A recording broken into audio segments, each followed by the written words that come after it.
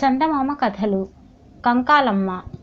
అనగా అనగా ఒక ఊళ్ళో కాళీ కంకాలమ్మ అనే మంత్రగత్తె ఉండేది. ఆ మంత్రగత్తె కుక్కలను మేకపోతులుగాను, మనుషులను మానులుగాను మార్చివేస్తుందని అందరూ అనుకునేవారు. అలా తన మంత్రశక్తితో మార్చివేసిన మేకపోతుల్ని ఆ మానులతో వండి రోజూ ఆరగిస్తుందని చెప్పుకునేవారు.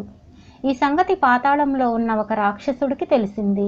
ఇటువంటి విపరీతపు తిండి తిని హరాయించుకోగల ఈ కంకాలమ్మ రక్తం ఎంత రుచిగా ఉంటుందో కదా అనుకున్నాడు. వాడు ఇందుకోసం దాని నివాసమైన పాతాళానికి తీసుకుపోవాలని నిశ్చయించాడు. ఒకనాడు వాడు ఒక అందమైన రాజకుమారుని వేషంలో కాళీ కంకాలమ్మ ఇంటికి వచ్చాడు. కంకాలమ్మ, కంకాలమ్మ, నిన్ను గురించి లోకంలో అందరూ ఎంతో అబ్బురంగా చెప్పుకోగా విన్నాను. నీ అందచందాలను చూసి నేను నిన్ను పెళ్ళాడాలనుకుంటున్నాను. మరి నువ్వేమంటావు అని అడిగాడు. ఆ మాటలు వింటూనే కంకాలమ్మ తన బోసి నోరు తెరిచి హిహిహి అంటూ పెద్ద నవ్వు నవ్వింది. అయితే నీ ఉద్దేశం బాగానే ఉంది, కానీ నన్ను నువ్వు మీ ఊరు తీసుకెళ్ళగలవా అని అడిగింది కంకాలమ్మ హేళనగా. దానికేముంది, నా వీపు మీద ఎక్కు, క్షణం సేపట్లో మా పట్టణం చేరుస్తాను అన్నాడు వాడు గంభీరంగా. సరే కానీ అంది కంకాలమ్మ లేచి నిలబడుతూ. కంకాలమ్మని రాక్షసుడు వీపు మీదకి ఎక్కించుకున్నాడు. తరువాత ఒక 3 అడుగులు వేశాడు. భూమిని ఒక తన్ను తన్నాడు. భూమి బద్దలై పాతాళానికి దోవ కనబడింది. రాక్షసుడు పాతాళానికి దారి తీశాడు.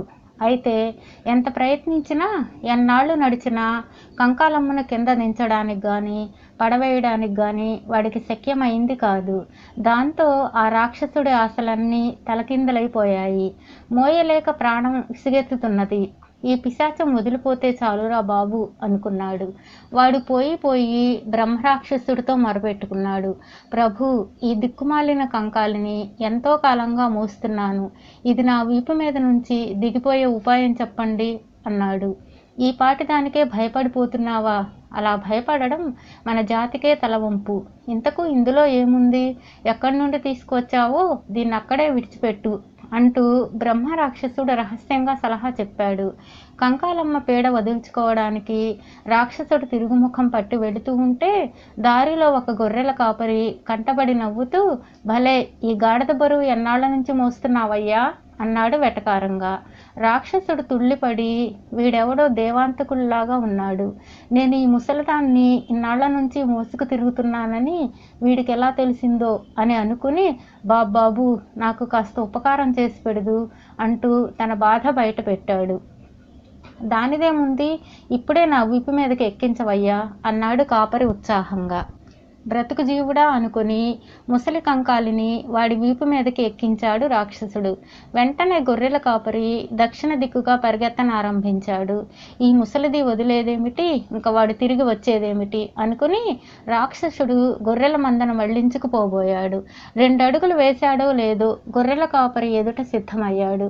ఏం మామా, ముసలిదాన్ని నాకు అప్పగించేసి నా గొర్రెల మందను మళ్లించుకుపోదామనుకుంటున్నావా అన్నాడు మళ్ళీ నవ్వుతూ కాపరి. ఆ మాట వినిపించుకోనట్టుగా నటిస్తూ రాక్షసుడు, అయితే ఆ పిశాచిని ఎలా వదులుచుకున్నావురా అని అడిగాడు. దానికేముంది, ఈ పక్కనే దిక్కుమాలిన వాళ్ళు పడి చచ్చే చెరువు ఒకటి ఉంది, దాంట్లో పడవేసి వచ్చా. అది నా గొంగళి పట్టి ఎంతకు వదిలింది కాదు, పోతే పోయిందని ఆ గొంగళి కూడా చెరువులోనే వదిలేసి వచ్చా అన్నాడు గొర్రెల కాపరి. వాడు చేసిన ఉపకారానికి సంతోషిస్తూ రాక్షసుడు వానితో, అబ్బాయి, నువ్వు ఒక పని చెయ్యి, నేను ఈ దేశపు రాజుగారి కూతురును ఆవహిస్తాను. అమ్మాయికి మాట మంతి చూపు చేత లేకుండా చేస్తాను. ఇవాళకు 31వ రోజున వచ్చి నువ్వు రాకుమార్తె చెవిలో, నేను గొర్రెల కాపరిని పిల్ల అను. నేను ఆమెను వదిలేసిపోతా. ఆ మీద మరి నీకు పట్టబోయే సిరి ఎటువంటిదో నీవే ఆలోచించుకో అని చెప్పాడు. సరేనని వాడు బయలుదేరాడు. పట్నం వెళ్ళేటప్పటికి ఎక్కడ చూసినా ఇదే గొడవ. రాజకుమారికి మాట పడిపోయి నెల అయింది. బాగు చేసిన వాళ్ళకి అర్ధరాజ్యము, పిల్లను ఇచ్చి పెళ్లి చేస్తారట అని. గొర్రెల కాపరి కోట వద్దకు వెళ్ళేటప్పటికే అనేక మంది రాజవైద్యులు, భూత వైద్యులు పెదవి విరిచి బయటకు వచ్చేస్తున్నారు. వాడి వేషం చూసి అందరూ అసహ్యించుకున్నా వైద్యుని హోదాలో రావడం చేత లోపలికి వెళ్ళనీక తప్పింది కాదు. వాడు దర్జాగా, ఠీవిగా, ధైర్యంగా వెళ్ళాడు. మంత్రాలు తంత్రాలు అట్టహాసం చేశాడు. చివరికి రాక్షసుడు చెప్పిన తిరుమంత్రం రాకుమారి చెవిలో చెప్పాడు. ఆమెను ఆవహించిన రాక్షసుడు రాకుమార్తెను వదిలేస్తూ కాపరిని, ఇదిగో ఇదే ఆఖరుసారి, ఇటువంటి వైద్యం మరెవ్వరికైనా చేశావంటే నీ పుర్రె పగులుతుంది సుమా, జాగ్రత్త అని హెచ్చరించి మరీ వెళ్ళాడు. రాజకుమార్తె వెంటనే లేచి కూర్చుని కిలకిల నవ్వడానికి ప్రారంభించింది.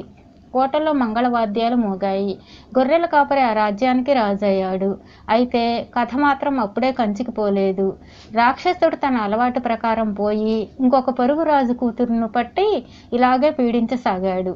ఆమెకు కూడా మాటామంతి, చూపు చేత లేకుండా పోయాయి. ఆ మహారాజు ఎన్నో వైద్యాలు చేయించి మంత్రాలు వేయించాడు. లాభం లేకపోయింది. చివరకు గొర్రెల కాపరి రాజుగారి పూర్వకథ విని ఆయనను రమ్మని కబురు చేశాడు. కబురు అందగానే వాడికి కంగారు పుట్టింది. ఆ రాజకుమారిని వదిలిపోతూ చిట్ట చివర రాక్షసుడు చెప్పిన మాటలు జ్ఞప్తికి వచ్చాయి. వాడు పొరుగు రాజుతో, అయ్యా, నేను మాంత్రికుణ్ణి కాదు, తాంత్రికుణ్ణి కాదు, వైద్యుణ్ణి అసలే కాదు. ఏదో వరప్రసాదం వల్ల ఆ రాజకుమారిని మాత్రం బాగు చేయగలిగాను. ఆ మంత్రపటిమ అంతటితోనే పోయింది కనుక నా వల్ల ఏమీ కాదు అని వినయంగా సమాధానం చెప్పాడు. ఈ మాటలు వినిపించుకోకుండానే మా కోరిక నెరవేరిస్తే సరే, లేకుంటే యుద్ధానికి సిద్ధంగా ఉండు అని రాయబారం పంపాడు పొరుగురాజు. కొత్త రాజు సందిగ్ధంలో పడి చివరికి సరే, ఏమైతే కానీ చూద్దాం అని బయలుదేరాడు. కోటలోకి వెళ్ళాడు. మునుపటిలాగానే మంత్రాలు తంత్రాలు మొదలైన అట్టహాసాలన్నీ చేశాడు. రాజకుమారి చెవిలో గింగురెత్తేలా ఇలా చెప్పాడు, ఇదిగో నే చెప్పే ఈ మాటలు జాగ్రత్తగా విను. ఆనాడు మనం చెరువులో పడవేసిన కంకాళి చస్తుందనుకున్నాం, కానీ అది చావలేదు, బతికి పైకి వచ్చిందట. నిన్ను వెతుక్కుంటూ బయలుదేరి వస్తుందట. ఊరి పొలిమేర వరకు వచ్చి ఉంటుందని చెప్పుకుంటున్నారు. నువ్వు నాకు ఉపకారం చేశావు కదా అని ఈ మాట ముందుగా నీకే చెప్తున్నాను. వాడు చెప్పడం పూర్తి చేయనే లేదు. కంకాలమ్మ అనే మాట చెవిన పడటంతోనే ఆ రాక్షసుడు బాబోయ్ అని ఒక్క కేక వేసి పాతాళానికి దౌడు తీశాడు. రాక్షసుడు ఎప్పుడైతే వదిలిపోయాడో ఆ క్షణం నుంచే రాకుమార్తె తన చారడేసి కళ్ళను తెరిచి చూసి దానిమ్మ గింజల్లాంటి పండ్ల వరుస కనబడేటట్లు నవ్వింది. కూతురుకు నయమైందనగాని వాగ్దానం ప్రకారం మహారాజు ఆమెను వాడికిచ్చి అతి వైభవంగా పెళ్లి చేశాడు. ఈ విధంగా అదృష్టవంతుడైన గొర్రెల కాపరి ఇప్పుడు 2 రాణులకు భర్త కూడా అయ్యాడు.